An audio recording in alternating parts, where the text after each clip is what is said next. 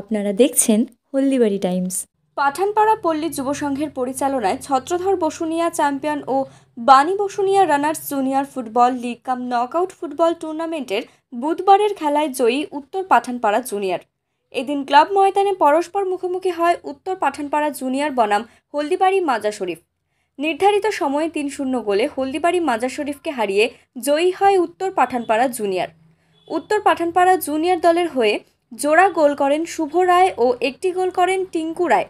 খেলায় সেরা নির্বাচিত হয় উত্তর পাঠানপাড়া জুনিয়র দলের টিঙ্কু রায়। বৃহস্পতিবার খেলায় পরস্পর মুখোমুখি হবে ফিরিঙ্গিডাঙ্গা প্রীতি সংঘ ও SSA মেখলিগঞ্জ।